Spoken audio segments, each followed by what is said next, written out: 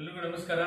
ಆತ್ಮೀಯ ನನ್ನ ಅತಿಥಿ ಉಪನ್ಯಾಸಕ ವೃತ್ತಿ ಬಾಂಧವರೇ, ತಮಗೆಲ್ಲ ಗೊತ್ತಿರುವಂತೆ ಇಂದು ಮಾನ್ಯ ಕಾನೂನು ಸಚಿವರನ್ನ ಮತ್ತು ಮಾನ್ಯ ಸಭಾಪತಿಗಳನ್ನ ಭೇಟಿಯಾದಂತ ಸಂದರ್ಭದಲ್ಲಿ ಸರ್ಕಾರದ ಹಂತದಲ್ಲಿ ನಿಮ್ಮ ಕೆಲಸ ಪ್ರಗತಿಯಲ್ಲಿದೆ, ದಯಮಾಡಿ ತಾವೆಲ್ಲ ತಾಳ್ಮೆಯಿಂದ ಇರಬೇಕು ಅಂತ ಹೇಳಿ ನಮಗೆ ಮಾನ್ಯ ಕಾನೂನು ಸಚಿವರು ಮತ್ತು ದೂರವಾಣಿ ಮೂಲಕ ಮಾನ್ಯ ಉನ್ನತ ಶಿಕ್ಷಣ ಸಚಿವರೊಂದಿಗೂ ಕೂಡ ನಾವು ಸಂಪರ್ಕದಲ್ಲಿದ್ದಾಗ ಅವರು ಕೂಡ ಅದೇ ಮಾತನ್ನು ಹೇಳಿದ್ದಾರೆ.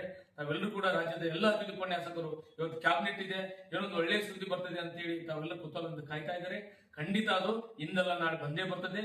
ತಾವೆಲ್ಲರೂ ಕೂಡ ಯಾವ ತಪ್ಪು ಸಂದೇಶಗಳಿಗೆ ಕಿವಿ ಕೊಡದೆ ತಾವೆಲ್ಲರೂ ಕೂಡ ಸಂತೋಷದಿಂದ ಇರಬೇಕು ಅಂತ ಹೇಳಿ ಈ ಮೂಲಕ ತಮ್ಮಲ್ಲಿ ವಿನಂತಿ ಮಾಡ್ಕೊಳ್ತಾ, ಬಹುಶಃ ನನಗನ್ಸುತ್ತೆ ಬಲ್ಲ ಮೂಲಗಳಿಂದ ಬಂದಂತ ಪ್ರಕಾರ ನಮ್ಗೇನು ಸಂಕ್ರಾಂತಿವರೆಗೂ ಕೂಡ ಅಥವಾ ಸಂಕ್ರಾಂತಿ ಒಳಗೆ ನಮ್ಗೆ ಏನೋ ಒಂದು ಒಳ್ಳೆ ಸುದ್ದಿ ಬರ್ಬೋದು ಅಂತ ಕೂಡ ಹೇಳಿದ್ದಾರೆ.